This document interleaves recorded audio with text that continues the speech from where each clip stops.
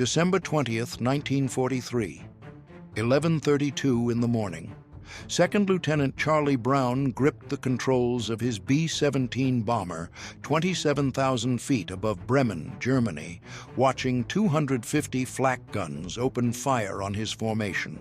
21 years old, 0 combat missions completed. This was his first. Below him, German anti-aircraft gunners were not ordinary soldiers.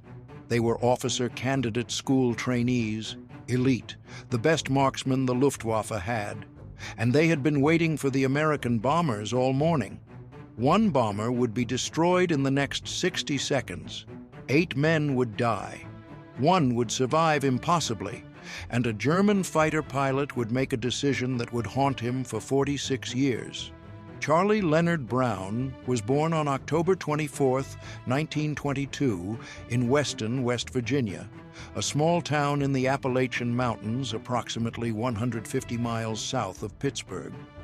His father worked in the coal mines that dominated the regional economy. The family lived modestly in a company house that came with his father's employment. Charlie grew up understanding the value of hard work and the precariousness of economic security in communities dependent on single industries. The Depression hit West Virginia harder than most states because coal demand collapsed when industrial production declined nationwide. Charlie attended Weston High School, where he performed adequately in academics, but excelled in nothing particularly. He was neither brilliant student nor troublemaker, simply another working-class kid trying to graduate and find employment in an economy that offered limited opportunities. He played some sports casually without achieving varsity status.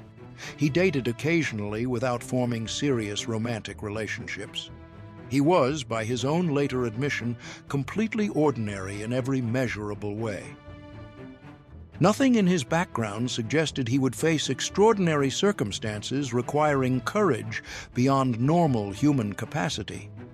He graduated high school in June 1940 and enrolled at West Virginia University in Morgantown, approximately 60 miles north of Weston.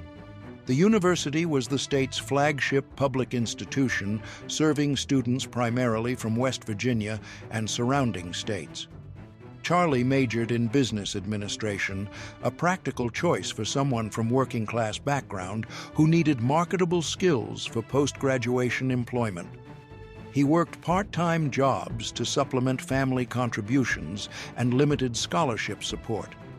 The work was necessary because his family couldn't afford full tuition without assistance.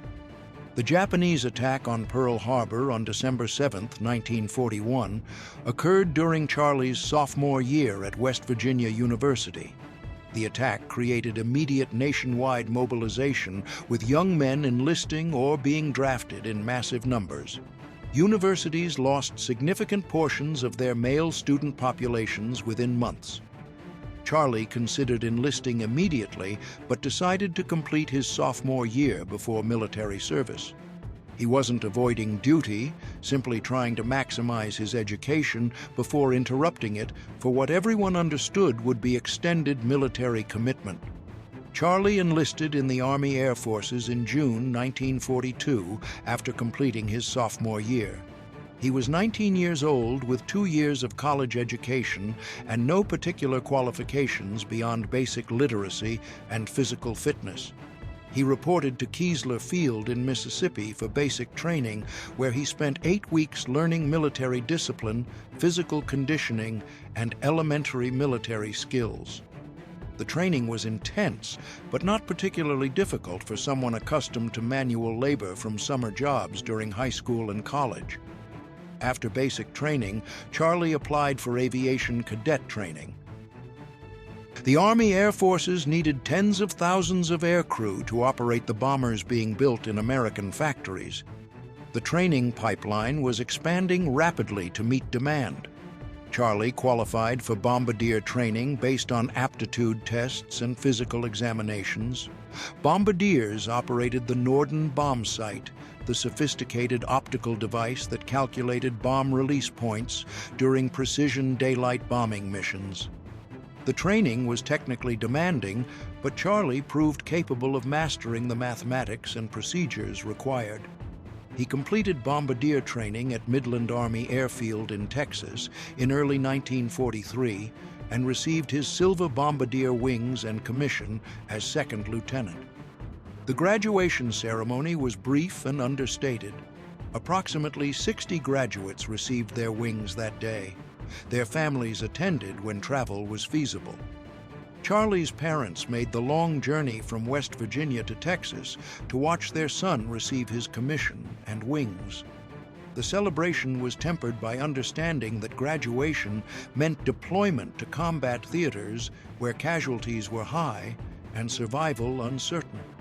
Charlie received assignment to the 8th Air Force in England, which conducted strategic bombing operations against German targets from bases throughout East Anglia. He would deploy in summer 1943 after completing crew training at various stateside bases where 10-man bomber crews practiced together to develop coordination and teamwork necessary for combat operations. Charlie's crew assembled in July 1943 and trained together for approximately 2 months before receiving deployment orders. The crew consisted of 10 men from various backgrounds representing cross-section of American society. The pilot was a farm boy from Iowa. The co-pilot was a city kid from New Jersey. The navigator was a college graduate from California. Charlie was the bombardier from West Virginia. The radio operator was from Texas. The engineer was from Michigan. The waist gunners were from Pennsylvania and Ohio. The ball turret gunner was from Illinois. The tail gunner was Hugh Eckenrode from New York. They were strangers who became crewmates through shared training and the understanding that their survival would depend on mutual support and competence. The crew deployed to England in September 1943 and was assigned to the 379th Bombardment Group, based at RAF Kimbolton, approximately 60 miles north of London. The 379th was one of dozens of heavy bomber groups operating from bases throughout East Anglia, launching massive daylight raids against German industrial targets. The theory behind daylight precision bombing was that American bombers flying in tight defensive formations could penetrate German airspace, bomb targets accurately using Norden bomb sites, and return to England despite German fighter opposition and anti-aircraft fire. The reality was considerably more brutal than the theory suggested. German fighters attacked American bomber formations with determination and skill. German anti-aircraft defenses were extensive and accurate. Bomber loss rates during missions to heavily defended targets sometimes exceeded 10%, meaning 1 crew in 10 didn't return from each mission. Crews were required to complete 25 missions before rotation home. The mathematical probability of surviving 25 missions when loss rates averaged 5 to 10% was grim. Most crews understood they probably wouldn't complete their tours. The crew spent approximately 2 months at Kimbolton during October and November 1943 conducting training flights, standing alerts, and waiting for their first combat mission. This period was psychologically difficult because crews knew they would eventually face combat but didn't know when or where. Some crews flew their first missions within days of arriving. Others waited weeks. The waiting created anxiety and tension. Experienced crews who had completed multiple missions watched new crews arrive and knew that many wouldn't survive their first few missions when inexperience and bad luck combined catastrophically. Charlie's crew received the mission briefing on the evening of December 19, 1943. The target for the next day would be a Focke-Wulf 190 fighter aircraft factory on the outskirts of Bremen, one of Germany's most heavily defended cities. Intelligence officers warned the crews they would face hundreds of German fighters and intense anti-aircraft fire. Bremen was approximately 400 miles from England, requiring several hours of flight time over occupied Europe, where German fighters operated aggressively. The mission would be dangerous even for experienced crews. For a crew flying their first combat mission, it would be a brutal introduction to combat reality. The intelligence briefing included information that the officers didn't emphasize, but experienced crews understood immediately.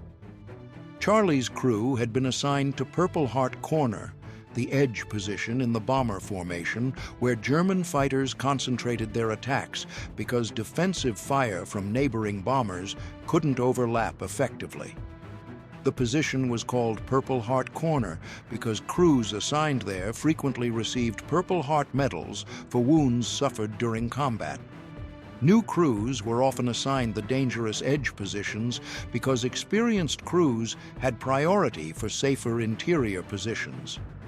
This practice was brutal, but logical, because experienced crews had proven their ability to survive and complete missions, while new crews were essentially unknown quantities.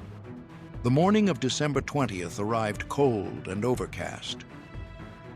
Charlie and his crew ate breakfast in the mess hall without tasting the food, then attended final briefing, where officers provided weather updates and confirmed mission details. The crews boarded trucks that transported them to aircraft hardstands where ground crews had prepared the bombers overnight. Charlie's aircraft was nicknamed Ye Olde Pub, spelled with archaic English spelling that someone thought was humorous. The name was painted on the nose along with artwork depicting a traditional English pub sign. The aircraft was a B-17F model, one of thousands being built by Boeing and other manufacturers under massive wartime production contracts. The B-17 Flying Fortress carried 10 men and could deliver approximately 6,000 pounds of bombs to targets hundreds of miles from base. The aircraft was defended by 11 50 caliber machine guns positioned in nose, dorsal, ventral, waist, and tail positions, providing coverage against attacks from all angles.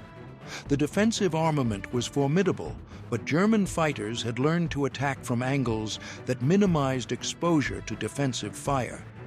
The B-17 was rugged and could absorb significant battle damage and continue flying, but it wasn't invulnerable.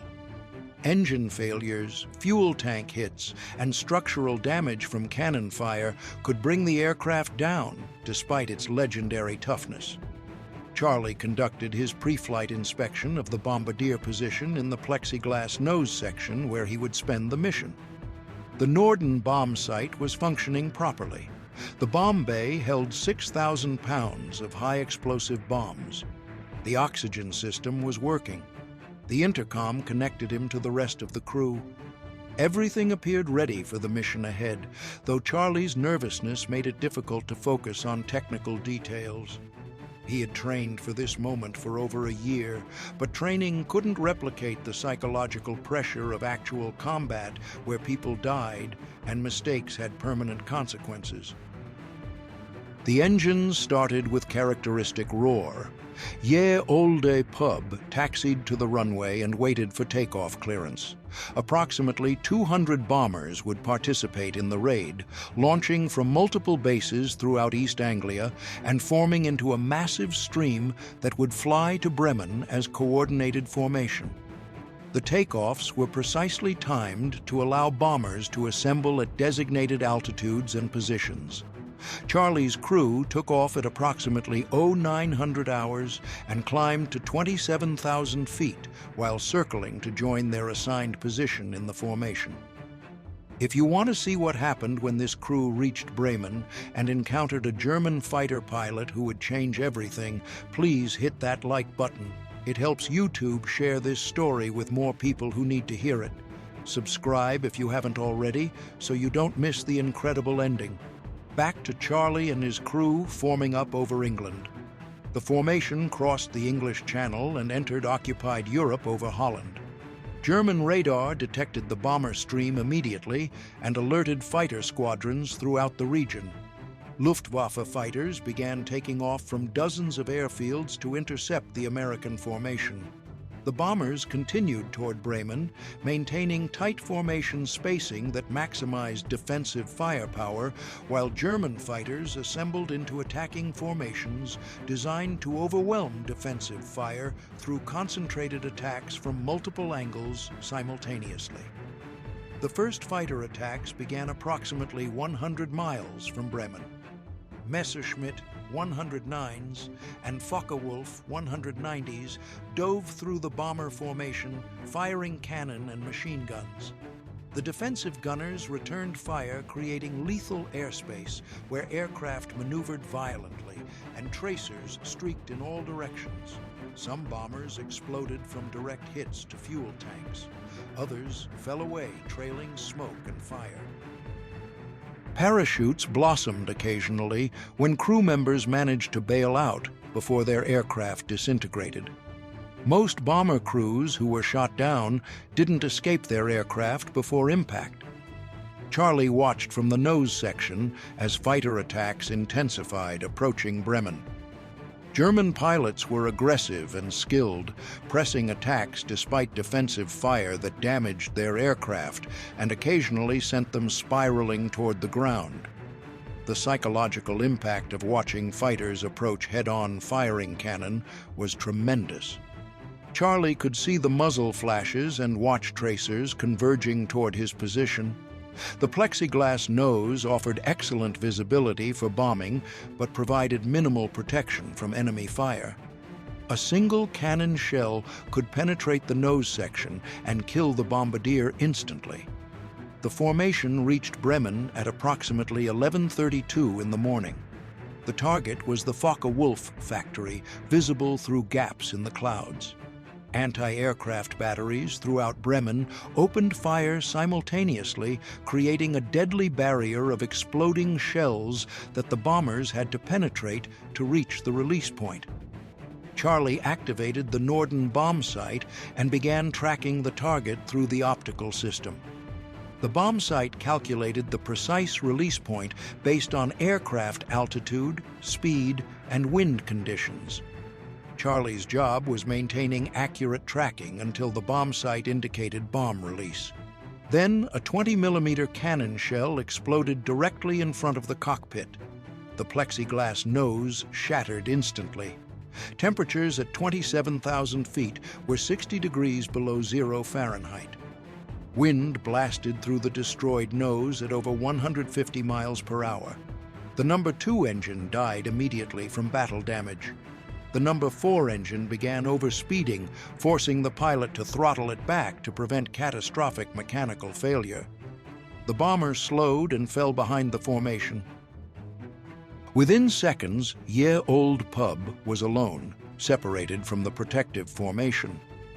German fighters saw the isolated bomber immediately. Approximately 12 to 15 Messerschmitt 109s and Focke-Wulf 190s converged on the crippled aircraft. The attack lasted more than 10 minutes, with fighters making repeated passes from multiple angles. The No. 3 engine took cannon fire and dropped to half power. The oxygen system ruptured. The hydraulic lines burst.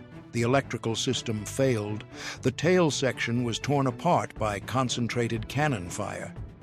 Sergeant Hugh Eckenrode, the tail gunner, took a direct hit from a 20mm cannon shell. He was killed instantly. Most of the crew members were wounded to varying degrees. Charlie took a bullet fragment in his right shoulder. The extreme cold had frozen the oil in the defensive guns. Of the 11 machine guns mounted on the B-17, only 3 remained operational. The crew continued fighting with whatever weapons still functioned, but the aircraft was disintegrating around them. Then the oxygen supply ran out completely. At 27,000 feet, the human brain cannot function without supplemental oxygen. Charlie felt his vision narrowing. His hands went numb on the controls. His last thought before losing consciousness was that his crew was about to die on their very first mission. Ye Old Pub began falling from 27,000 feet in an uncontrolled dive. The airspeed climbed past 300 miles per hour. The airframe shook violently. The structural integrity was questionable after sustaining extensive battle damage. At any moment, the wings could tear off from aerodynamic stress. But at approximately 1,000 feet above ground, something extraordinary happened. Charlie Brown regained consciousness. The thicker air at low altitude contained enough oxygen to revive him. He grabbed the controls and pulled back with every ounce of remaining strength. The B-17 leveled out just above the treetops of northern Germany. Charlie looked around the cockpit. Blood everywhere, wounded men everywhere, the tail gunner dead, the bomber destroyed, and they had just flown directly over a German fighter airfield near Bremen. On that airfield, a Luftwaffe pilot named Franz Stiegler was refueling his Messerschmitt 109 after shooting down 2 American bombers that morning. One more confirmed kill would earn him the Knight's Cross, one of Germany's highest military honors. He looked up and saw Ye Olde Pub limping across the sky at barely 100 feet altitude. Franz Joseph Stiegler was born on August 21, 1915, in Regensburg, Bavaria, into a family with no military tradition. His father owned a small business. His older brother August was 6 years older and served as role model throughout Franz's childhood. The brothers were close despite the age difference, sharing interests in aviation and technology. August pursued pilot training in the early 1930s when Germany began rebuilding military aviation in violation of Versailles Treaty restrictions. Franz followed his brother's path, pursuing commercial pilot training with Lufthansa, Germany's civilian airline. Franz worked as commercial pilot for Lufthansa during the late 1930s, flying passengers and cargo routes throughout Europe. He enjoyed the work and saw aviation as career rather than temporary employment. He married and started family. The future seemed promising for young German pilot with growing airline. But Germany's invasion of Poland in September 1939 started World War II and transformed Franz's life completely. The Luftwaffe conscripted experienced pilots, including Franz, who was called to military service despite his civilian aviation experience. Franz received military flight training and transitioned to fighter aircraft during 1940. He showed natural aptitude for combat flying, despite preferring civilian aviation. His brother August was also flying military missions as bomber pilot. The brothers saw each other occasionally during leaves and maintained contact through letters when service separated them. In 1940, August's Junkers 88 crashed during night bombing mission over England. August died in the crash. Franz was devastated. His only brother, his role model, was gone. The loss affected Franz profoundly and influenced his perspective on war and honor. Franz was assigned to North Africa in 1941, where he flew with Jagdgeschwader 27 against British forces in Libya. His commanding officer was Gustav Rodel, a Luftwaffe ace who held unconventional views about fighter pilot honor. Rodel believed combat flying should follow ethical rules even during total war. He emphasized that fighter pilots were professional warriors rather than murderers. He told his pilots explicitly, "You are fighter pilots first, last, always.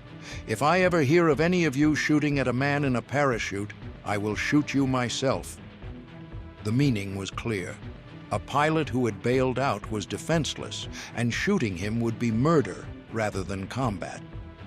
Rodel's philosophy extended beyond parachutes to any situation where enemy couldn't fight back. This perspective was unusual in Luftwaffe culture, where success was measured primarily by kill counts and decorations. Rodel emphasized that how you achieved victories mattered as much as achieving them. Franz absorbed this philosophy completely. Rodel's teachings became moral framework that would define Franz's conduct throughout the war. Franz survived North Africa campaign and returned to Europe when Allied forces defeated German armies in Tunisia. He was assigned to Jagdgeschwader 27 defending Reich against Allied bombing campaigns. By December 1943, Franz had flown 487 combat missions. He had been shot down 17 times. He had bailed out 6 times and crash-landed damaged aircraft 11 more times. He had 27 confirmed aerial victories, qualifying him as ace multiple times over. One more heavy bomber kill would earn him the Knight's Cross, prestigious decoration that would honor his brother's memory and validate his sacrifices. December 20th, 1943 began routinely for Franz. He flew morning patrol and encountered American bomber formation attacking Bremen. He shot down 2 B-17s during separate engagements, bringing his total confirmed kills to 27. He landed at his airfield near Bremen to refuel and rearm. Ground crews worked on his Messerschmitt 109 repairing minor battle damage, including American .50 caliber bullet lodged in radiator. The damage wasn't critical, but engine was at risk of overheating during extended combat. Franz decided to take off anyway when he saw crippled B-17 flying low over the airfield. He climbed into his fighter. The engine started immediately. Within minutes, he was airborne and closing fast on the damaged American bomber. He positioned himself behind the B-17's tail, finger resting on trigger-controlling twin machine guns and 20mm cannon. One squeeze would destroy the bomber. The Knight's Cross would be his. But what Franz saw through his gun sight would change everything. The tail gunner's compartment was completely destroyed. Through massive holes in the fuselage, Franz could see the body of young American slumped over his machine gun. Blood had frozen in long red icicles from shattered turret.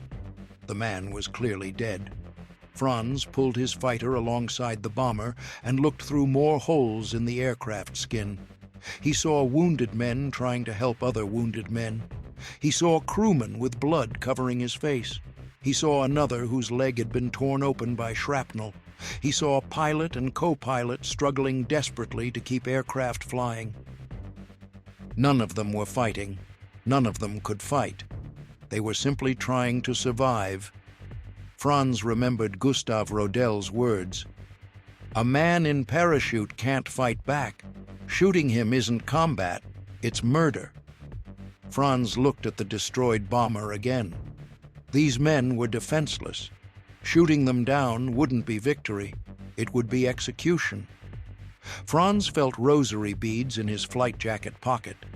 His mother had wanted him to become priest. He had chosen to fly instead, but had never abandoned his faith. And his faith told him that killing these men would be sin he couldn't justify. Franz made his decision. He would not shoot down this bomber. He would not kill these men. He would not earn his Knight's Cross this way. But now he faced new problem. The American bomber was flying deeper into Germany, heading wrong direction. If they continued this course, they would fly over more German airfields, more anti-aircraft batteries, more fighter squadrons. Someone else would shoot them down. The crew would die anyway.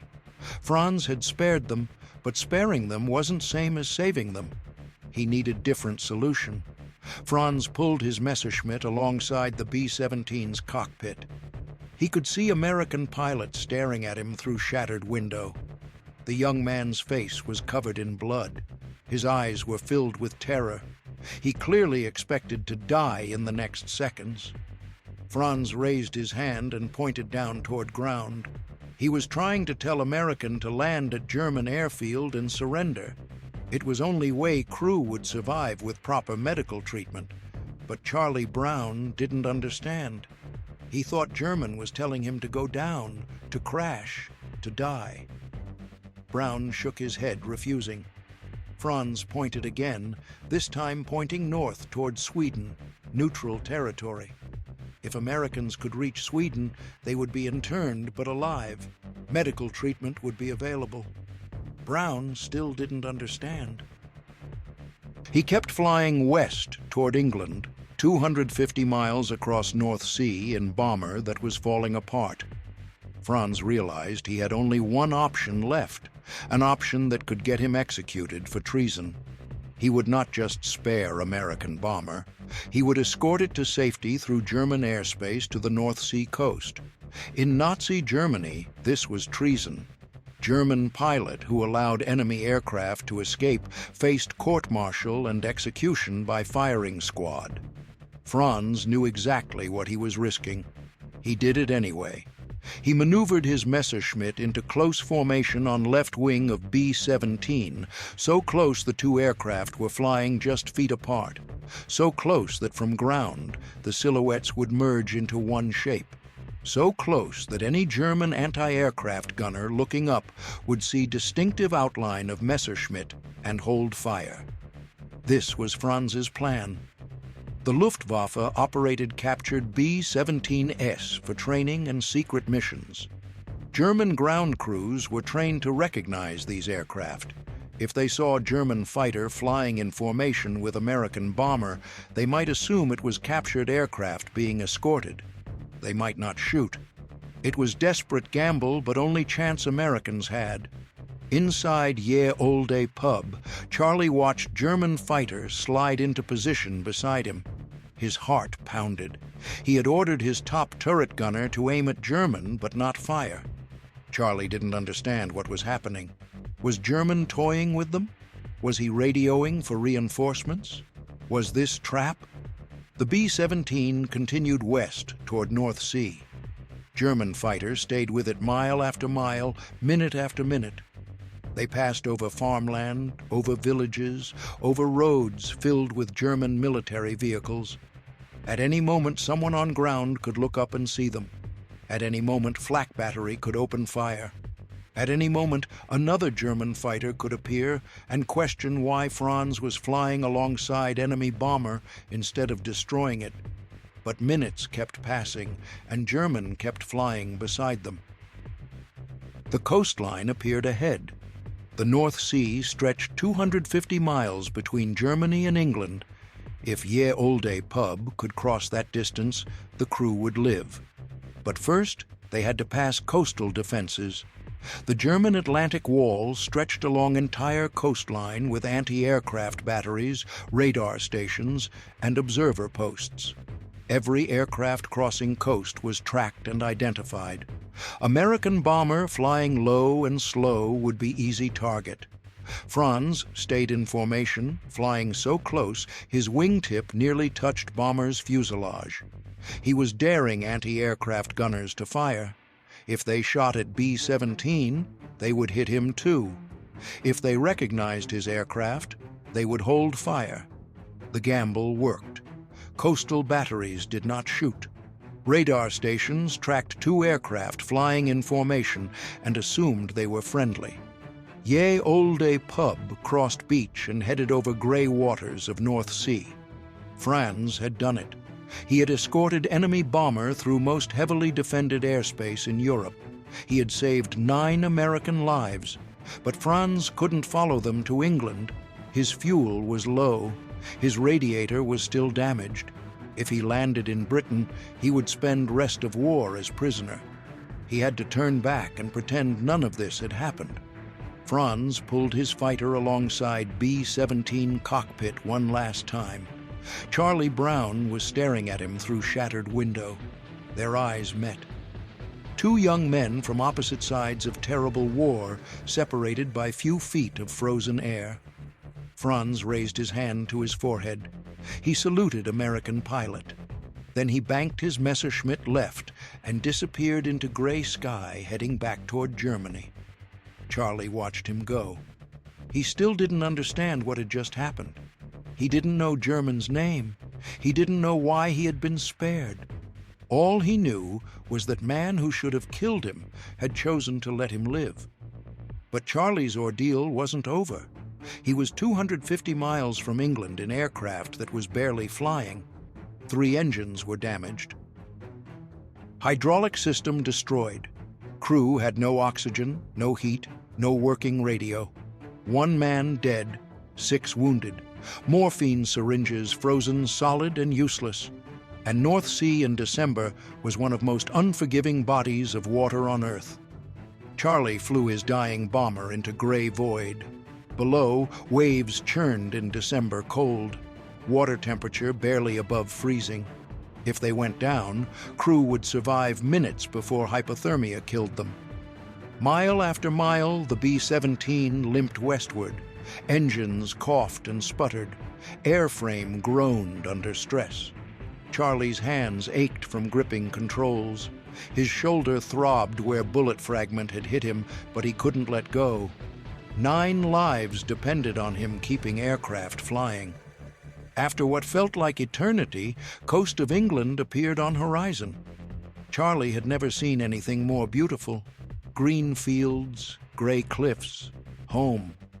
But Ye Old Pub was too damaged to reach home base at Kimbolton. Hydraulic system destroyed meant landing gear might not extend, flaps might not work. Charlie spotted RAF Seething, home of 448th Bomb Group, and lined up for approach. Landing gear came down barely, flaps partially extended. Charlie brought Ye Olde Pub onto runway in controlled crash that tore off remaining landing gear and sent bomber skidding across tarmac in shower of sparks.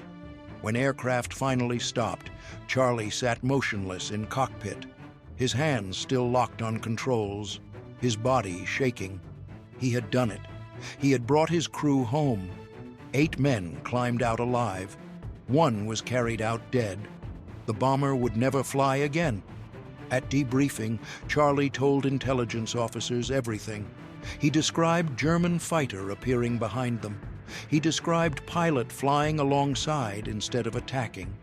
He described salute before German turned away. Officers listened in silence. When Charlie finished, they gave him order he would obey for next 46 years. He was never to speak of this incident again. Story was classified. No one could know that German pilot had shown mercy to American crew. It would create sympathy for enemy. Charlie obeyed. He kept secret. 300 miles away, Franz landed his Messerschmitt at his airfield near Bremen. He told no one what he had done. If anyone discovered he had escorted enemy bomber to safety instead of destroying it, he would be court-martialed and executed. Franz kept secret too. 2 men on opposite sides of war, each carrying story they could never tell, each wondering if other had survived, each haunted by moment of humanity in midst of destruction. The secret would last 46 years. The war ended in May 1945. Germany surrendered unconditionally after Adolf Hitler's suicide and the Red Army's capture of Berlin. The Luftwaffe ceased to exist. German pilots who survived the war returned to a country in ruins, destroyed cities, collapsed economy, and occupation by Allied forces. Franz Stigler found himself in defeated nation, trying to rebuild from devastation. Charlie Brown returned to West Virginia as decorated combat veteran with Purple Heart and Distinguished Flying Cross. The 2 men who had met for minutes over Germany would not see each other again for 45 years. Charlie Brown's immediate post-war life involved readjustment to civilian existence after completing his combat tour and receiving honorable discharge. He returned to West Virginia University to finish his business administration degree that had been interrupted by military service. He graduated in 1947 using GI Bill benefits that provided tuition assistance for veterans. The degree qualified him for various business positions, but Charlie struggled to find meaningful work in West Virginia's limited economy. The coal industry that dominated the region was declining and couldn't absorb returning veterans seeking employment. Charlie married and started family during the late 1940s. His wife was from West Virginia, and they settled initially near his hometown, attempting to establish roots in familiar territory. But employment opportunities remained scarce. Charlie worked various business positions without finding satisfying career path. The restlessness that many combat veterans experienced affected Charlie's ability to settle into routine civilian life. He had experienced intense situations during the war that created psychological needs civilian employment couldn't satisfy. The mundane nature of peacetime business felt empty after combat's intensity. In 1949, Charlie made a decision that would define his post-war career. He rejoined the Air Force, which had become independent service branch in 1947 after separating from the Army. The Air Force needed experienced officers for Cold War expansion and offered career opportunities unavailable in civilian sector. Charlie's combat experience and officer commission made him valuable asset. He was accepted back into service and assigned to intelligence duties, utilizing his combat knowledge and analytical capabilities. Charlie's Air Force career from 1949 through 1972 involved various intelligence assignments at bases throughout United States and overseas. He analyzed Soviet military capabilities during height of Cold War. He contributed to strategic planning documents. He trained younger officers in intelligence analysis techniques. He was a competent officer who performed duties professionally without achieving exceptional distinction. He advanced through ranks steadily, being promoted to captain, major, and eventually lieutenant colonel. His career was solid, if unspectacular, typical progression for competent officer without political connections or extraordinary achievements. Throughout these decades, Charlie carried memory of December 20th, 1943. He thought regularly about German pilot who had spared his crew. He wondered who the man was. He wondered why he had shown mercy when military logic demanded killing. He wondered if the pilot had survived the war or had been shot down during subsequent missions.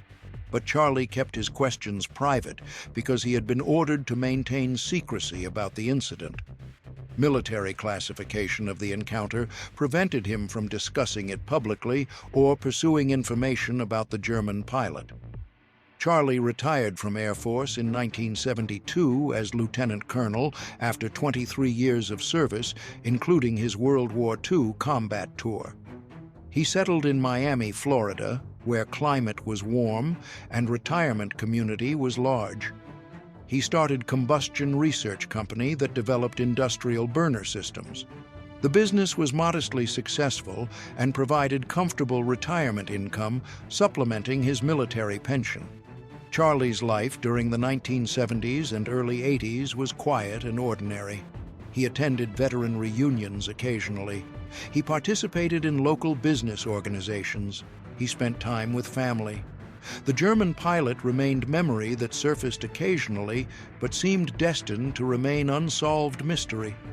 Franz Stiegler's post-war experience was considerably more difficult than Charlie's. Germany in 1945 was devastated. Cities were rubble, infrastructure destroyed, economy collapsed.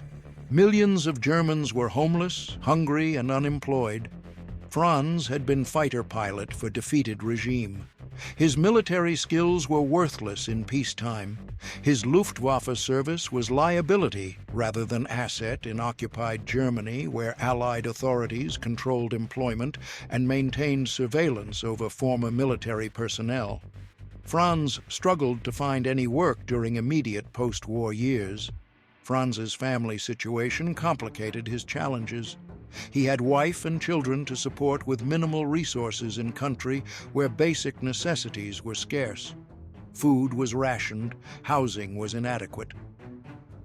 Medical care was limited. Franz worked whatever jobs he could find, manual labor mostly, positions far below his capabilities and education. The humiliation of defeat was compounded by daily struggles for survival. Many German veterans felt similar desperation during occupation years when future seemed hopeless and past achievements were sources of shame rather than pride. The memory of December 20th, 1943 haunted Franz throughout these difficult years. He had risked execution to save 9 American lives. He had given up his Knight's Cross, the decoration that would have honored his dead brother and validated his sacrifices. He had chosen mercy over military success. But he had no way of knowing whether his decision had mattered. He didn't know if the American bomber had crossed the North Sea successfully. He didn't know if the crew had survived their wounds. He couldn't know because discussing the incident with anyone could still result in prosecution under occupation authorities who investigated war crimes and questionable military conduct. In 1953, Franz made a decision that would transform his life. He immigrated to Canada, leaving Germany permanently for new beginning in country that hadn't been destroyed by war. Canada welcomed European immigrants during 1950s as part of post-war reconstruction policy that sought skilled workers to support economic growth. Franz qualified based on his commercial pilot experience before the war and his technical skills. He settled in Vancouver, British Columbia, on Canada's west coast, where climate was mild and opportunities existed for ambitious immigrants. Franz rebuilt his life in Vancouver. He started small business initially, working long hours to establish financial stability. His German accent and European background were sometimes liabilities in culture still processing recent war, but Franz persevered through determination and competence. His business gradually succeeded. He became Canadian citizen. He raised his children in peaceful, prosperous country, far removed from Germany's devastation. By the 1960s and 70s, Franz was a successful businessman living comfortable middle-class life in Vancouver. But he still carried secret from December 1943 that he couldn't share with anyone. Both men carried their secret through the 1950s, 60s, and 70s. 40 years passed. Charlie progressed through Air Force career and retirement. Franz rebuilt life in Canada. Neither man knew if the other had survived. Neither man could search for the other because discussing the incident violated orders or invited unwanted scrutiny. The encounter remained locked inside each man's memory, surfacing occasionally but seeming destined to remain unresolved. Then, in 1986, circumstances changed in a way that would finally break 43 years of silence. Charlie Brown was invited to speak at Gathering of Eagles military aviation event held at Maxwell Air Force Base in Alabama during April 1986. The event brought together retired pilots from all services and all conflicts to share experiences and preserve aviation history. Charlie attended as retired lieutenant colonel and World War II bomber veteran. During one session, someone asked if he had any memorable combat stories worth sharing. Charlie hesitated. The classification order from 1943 still technically applied, but 43 years had passed. The Cold War was winding down. The incident no longer had security implications. Charlie decided to tell the story for first time publicly. He described December 20th, 1943 mission to Bremen. He described the flak attack and fighter assault that destroyed his bomber. He described falling from 27,000 feet and reviving at 1,000 feet. He described flying low over German airfield and seeing fighter take off to pursue him. Then Charlie described what happened next. The German pilot approaching from behind, the fighter pulling alongside instead of attacking, the escort through German airspace, the salute before the pilot turned away. The audience listened in stunned silence. Many were combat veterans themselves who understood what German pilot had risked by sparing enemy bomber. After the speech, something changed in Charlie. He realized he needed to know what had happened. He needed to find German pilot who had spared his life. He needed to thank him and understand why mercy had been shown when hatred and violence dominated that war. The search began. Charlie was 63 years old in 1986. He understood he had limited time to find man who might not have survived the war or might have died during subsequent decades. But Charlie was determined to try regardless of obstacles. Charlie contacted United States Air Force Archives requesting any information about German fighter pilot who had escorted B-17 bomber near Bremen on December 20th, 1943. No records existed. Allied intelligence during war had focused on German units and tactics rather than individual pilots, unless they were high-scoring aces. Charlie's encounter wasn't documented in American files.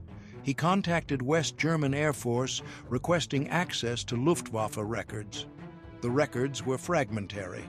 Many had been destroyed during war or lost during Germany's division into East and West Germany. Charlie found nothing useful. He wrote letters to military historians across Europe describing the encounter and asking if anyone knew which German pilot might have been involved. He received polite responses, but no useful information. Most historians focused on major battles and strategic developments rather than individual incidents involving unknown pilots. Charlie's story was remarkable, but didn't fit existing historical narratives that emphasized collective experiences rather than personal encounters. Months turned into years. Every lead went cold. The German pilot seemed to have vanished into history without leaving traces Charlie could follow. By 1989, Charlie had spent 3 years searching with nothing to show for efforts. His friends told him to give up. The pilot was probably dead. Even if alive, finding one man among millions of German veterans was impossible without better information. Germany had been divided for 44 years. Records were scattered across multiple archives in multiple countries. The Cold War made East German archives inaccessible to Western researchers. Charlie understood all these obstacles logically, but refused to quit emotionally. He felt obligation to find man who had saved his life and his crew. In December 1989, Charlie wrote final letter. This time he sent it to Jagerblatt, newsletter for former Luftwaffe pilots that circulated among German veteran communities. The newsletter was informal publication that shared stories and maintained connections among aging pilots. Charlie described encounter in detail. He gave date, location, aircraft types. He described bomber's condition and pilot's actions. He asked if anyone knew which German pilot might have been involved. He provided his contact information and waited. The letter was published in Jagerblatt's early 1990 edition. The newsletter reached several thousand former Luftwaffe pilots throughout Germany and Europe. Most readers would have found Charlie's story interesting but irrelevant to their own experiences. But one reader recognized details immediately and completely. Franz Stiegler read the letter in his home in Vancouver, Canada. 46 years had passed since December 20th, 1943. Franz had never forgotten the destroyed bomber, the wounded crew. The decision to spare them rather than earn his Knight's Cross. The escort through German airspace, the salute. Everything was exactly as he remembered. Franz sat at his desk and wrote response. The letter began with 3 words that changed everything. I was the one. Franz explained he had been the German pilot who had spared Charlie's bomber. He described the encounter from his perspective. He explained why he had made decision to escort rather than destroy. He included details that only the German pilot could have known, details that verified his identity conclusively. He provided his address in Vancouver and invited Charlie to contact him. Franz was 74 years old. Charlie was 67. Both men had wondered for 46 years if the other had survived. Now they knew. Charlie received Franz's letter in February 1990. He read it multiple times, hardly believing the search had finally succeeded. The German pilot was alive. He lived in Canada. He remembered the encounter. He was willing to talk about it after decades of enforced silence. Charlie immediately called the phone number Franz had included. Franz answered. They spoke for first time since that brief moment over Germany 46 years earlier. The conversation was emotional for both men. They had carried this secret individually for so long. Now they could finally discuss it together with a person who understood completely. They arranged to meet in person. The first meeting occurred in summer 1990 at Charlie's home in Miami. Franz flew from Vancouver to Florida. When Franz arrived, Charlie answered the door. Two elderly men stood facing each other. One had been 21-year-old American bombardier. The other had been 28-year-old German fighter pilot. Now they were 67 and 74, meeting as friends rather than enemies. They embraced. Both men wept. The decades of wondering and guilt and gratitude released in that moment. They spent several days together talking continuously. Franz explained his decision-making process on December 20th, 1943. He described seeing the destroyed bomber and wounded crew. He explained Gustav Rodel's teachings about fighter pilot honor. He described the risk he had taken by escorting rather than destroying. He admitted he had never earned his Knight's Cross because he couldn't bring himself to shoot down another defenseless bomber for remainder of war.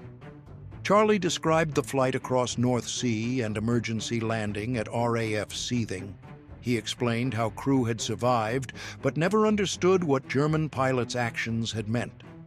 The friendship that developed between Charlie and Franz during this first meeting would define their remaining years.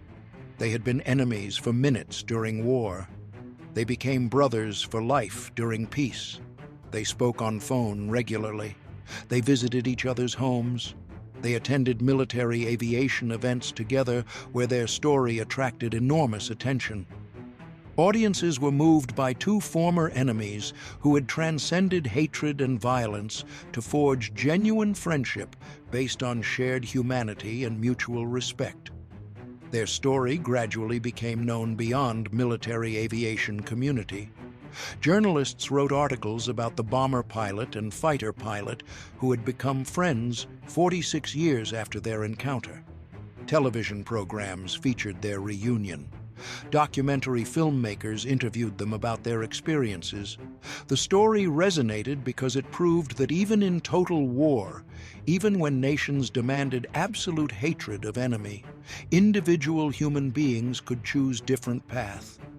Franz had given up his Knight's Cross to save 9 American lives. Charlie had spent decades searching for man who had shown mercy when violence seemed inevitable. The families of both men participated in the friendship. Charlie's children and grandchildren met Franz and heard him describe the December 19, 1943 encounter from German perspective. Franz's children and grandchildren met Charlie and learned about their father's decision that had haunted him for decades. The families gathered for reunions where descendants of Ye Olde Pub's crew thanked Franz personally for saving their relatives. These gatherings were emotional because they demonstrated consequences of Franz's decision in human terms. Dozens of people owed their existence to German pilot who had chosen not to pull trigger. The wider historical significance of Charlie and Franz's story became clearer as it spread. Their encounter challenged simplistic narratives about World War II that portrayed all Germans as evil and all conflicts as clear battles between good and evil. Franz had been German fighter pilot serving Nazi Germany, but had acted with honor and mercy when circumstances allowed choice. Charlie had been American bomber crew member serving righteous cause, but had been spared by enemy who could have killed him easily. The complexity of individual human behavior during war couldn't be reduced to national stereotypes or ideological categories. Gustav Rodel's influence on Franz's decision became part of story's significance. Rodel had taught his pilots that fighter pilot honor came from how you killed enemies rather than how many you killed. He had emphasized that defenseless men shouldn't be murdered regardless of military advantage. Rodell's philosophy had saved 9 American lives on December 20th, 1943, when Franz remembered those teachings and applied them despite personal cost. Rodell himself had survived war and lived until 1995.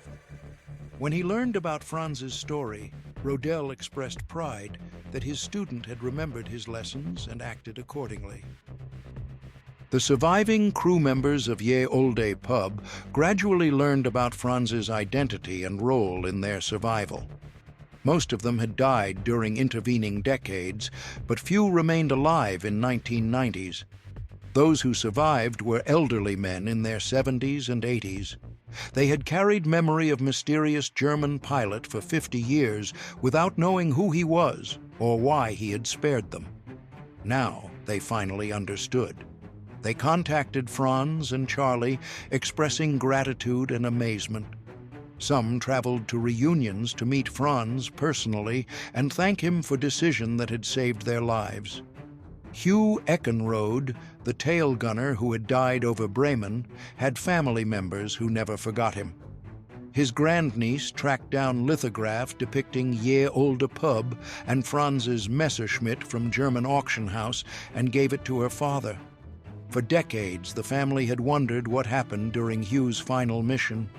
Charlie and Franz's story finally provided answers about circumstances of Hugh's death and the miraculous survival of his crewmates. The family attended reunions where Franz expressed sorrow about Hugh's death and explained he had arrived too late to prevent it. The friendship between Charlie and Franz lasted 18 years from their 1990 reunion until their deaths in 2008. 18 years of regular contact, visits, shared appearances at military aviation events. 18 years neither man had expected to have. They had both assumed the encounter would remain mystery forever. The reunion gave them unexpected gift of understanding and friendship during their final years. They made the most of that gift by spending time together and sharing their story with audiences who needed to hear it. In 2005, Charlie was diagnosed with cancer. The disease progressed despite treatment. His health declined gradually but inexorably. Franz remained in close contact throughout Charlie's illness, calling regularly and visiting when possible. The roles had reversed from December 1943, when Charlie had been helpless and Franz had saved him. Now, Charlie was dying and Franz could only provide emotional support and friendship. They both understood time was limited and treasured remaining opportunities to talk. Charlie received Congressional Gold Medal in 2007, 1 year before his death. The medal recognized his service during World War II and his subsequent efforts to promote reconciliation with former enemies through his friendship with Franz. The ceremony at Capitol Hill was attended by Charlie's family, surviving crew members, and Franz, who had traveled from Vancouver specifically to witness Charlie receiving this honor. Franz stood beside his friend, as he had stood symbolically for 18 years, while Charlie accepted recognition from grateful nation. Franz Stiegler died on March 22, 2008. He was 92 years old. He passed away peacefully in Vancouver, British Columbia, surrounded by family. His body was cremated according to his wishes. Charlie received news in Florida. The man who had become his brother was gone. After 18 years of friendship, after hundreds of phone calls, after all reunions and speaking tours and shared memories, Franz had finally slipped away. Charlie was devastated, but also at peace. He knew Franz had died knowing truth. The B-17 had made it home. The crew had survived. The decision made over Germany in 1943 had mattered profoundly. Charlie Brown died 8 months later on November 24, 2008. He was 87 years old. The two men who had met as enemies over skies of Germany, who had become brothers across divide of war, who had spent last years of their lives telling their story to world, died same year, just 8 months apart. It seemed they couldn't bear to live too long without each other. The friendship that had sustained both men through final years ended only when both had passed. Their legacy continued growing after their deaths. In 2012, author Adam Makos published a comprehensive book about their story titled A Higher Call. Makos had spent years interviewing both men before their deaths, traveling to locations where events occurred, and researching military archives in United States and Germany. The book became New York Times bestseller. Readers were captivated by the story of two enemies who became brothers. Military historians praised meticulous research. Veterans said it captured something essential about nature of war and choices men make within it. The title, A Higher Call, came from Franz's own words about why he had spared American bomber. Franz had explained he answered higher call than military duty when he chose mercy over killing. The phrase captured moral dimension of his decision. Military regulations and Nazi ideology demanded he destroy enemy bomber. Personal honor and religious faith demanded he spare defenseless men. Franz had chosen higher call despite personal cost and potential consequences. That choice defined his character and created legacy that outlived him by generations. In 2014, Swedish heavy metal band Sabaton released a song about incident titled No Bullets Fly.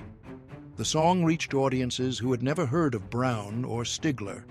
Young people around the world learned about German pilot who refused to kill and American pilot who spent 46 years searching for him. The song's lyrics emphasized themes of honor, mercy, and humanity transcending national hatreds. The music video featured historical footage and dramatizations of encounter. Sabaton's interpretation brought story to generation unfamiliar with World War II, but responsive to messages about individual courage and moral choice. In 2019, surviving B-17 bomber operated by Erickson Aircraft Collection in Oregon was repainted in colors and markings of Ye Olde Pub.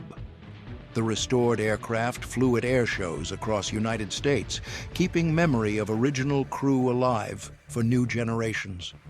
The aircraft carried names of Charlie's crew members painted beneath cockpit window. When aircraft appeared at air shows, volunteers explained story of December 20th, 1943, and reunion 46 years later. Thousands of spectators learned about encounter through seeing physical representation of bomber that had survived impossible circumstances. The legacy of December 20th, 1943, extended beyond personal story of two men to broader themes about war, honor, and humanity. Franz's decision proved that even in total war, even when nations demanded absolute hatred of enemy, individual human beings could choose different paths based on personal honor and moral convictions. Charlie's search proved that reconciliation was possible across deepest divides when individuals committed to understanding rather than perpetuating hatreds. Their friendship demonstrated that former enemies could become genuine brothers when they recognized shared humanity beneath superficial national identities. The descendants of Ye Olde Pub's crew numbered in dozens by time Charlie and Franz died. Children, grandchildren, great-grandchildren living across United States pursuing various careers and lives. Teachers, doctors, soldiers, artists. Every single one owed existence to German pilot who chose not to pull trigger on December 20th, 1943. When these descendants attended reunions and met Franz, they represented living consequences of his decision. Faces and lives that wouldn't exist if Franz had shot down the bomber as military logic demanded. Franz was always overwhelmed meeting these families. He had never expected to see consequences of his choice so clearly. Wall of faces, crowd of lives, all because he remembered Gustav Rodel's teachings, all because he refused to shoot men who couldn't fight back. Franz once wrote a note to Charlie that captured everything he felt. He explained he had lost his only brother August in 1940. He wrote that on December 20th, 1943, he had been given chance to save B-17 from destruction. He wrote that Charlie had become as precious to him as his brother had been. He signed note with 2 words, "Your brother, Franz." The story of Charlie Brown and Franz Stigler is not story about war. It is story about what survives when war is over. It is story about honor that transcends nationality. It is story about mercy that echoes across generations. 2 young men met in Skye over Germany in 1943. One had every reason to kill, the other had no way to survive, and in that moment, something happened neither man could fully explain. Something that defied orders, defied hatred, defied everything war demanded of them. Franz Stigler answered higher call when military duty and personal survival demanded he destroy defenseless bomber. He gave up Knight's Cross that would have honored his dead brother. He risked execution for treason. He chose mercy over military success. That choice haunted him for 46 years until he learned the crew had survived and his decision had mattered. Charlie Brown spent 46 years wondering about mysterious German pilot who had spared his life. He searched persistently despite obstacles and repeated failures. He found Franz when both men were elderly and had limited time remaining. They had 18 years of friendship that neither expected to have. 18 years of phone calls and visits and shared appearances. 18 years of telling their story to audiences who needed to hear about honor and mercy and humanity, transcending hatred. They died same year, 8 months apart, as if one couldn't bear to live too long without other. Their story continues inspiring people decades after their deaths through books, songs, restored aircraft, and countless retellings. The legacy proves that individual choices matter even in circumstances that seem completely controlled by larger forces. Franz could have simply followed orders and destroyed the bomber. No one would have questioned his action. He would have earned his Knight's Cross and honored his dead brother. But he chose differently based on personal honor that valued human life over military glory. That choice created consequences that rippled across 70 years and touched hundreds of lives directly and millions indirectly through stories retelling. Charlie and Franz demonstrated that reconciliation is possible across deepest divides when individuals choose understanding over perpetuating hatred. They had been enemies for minutes during war. They became brothers for life during peace. Their friendship proved that nationality and ideology matter less than shared humanity and mutual respect. They showed that former enemies can become genuine friends when they recognize commonalities beneath superficial differences. The story endures because it speaks to fundamental human experiences that transcend specific historical circumstances. Everyone faces choices between following rules and following conscience. Everyone must decide whether to treat enemies as less than human or recognize their humanity despite conflict. Everyone can choose mercy over violence when circumstances allow that choice. Charlie and Franz's story provides example of men who chose correctly despite personal cost and uncertain outcomes. Franz Stigler and Charlie Brown met once as enemies and spent rest of their lives as brothers. They carried secret for 46 years and shared truth for 18 years. They died same year and left legacy that continues inspiring people who need examples of honor, mercy, and humanity transcending hatred and violence. Their story proves that even in darkest circumstances, individual human beings can choose light. Even in total war, mercy is possible. Even between enemies, brotherhood can emerge. That is legacy of December 20th, 1943, and everything.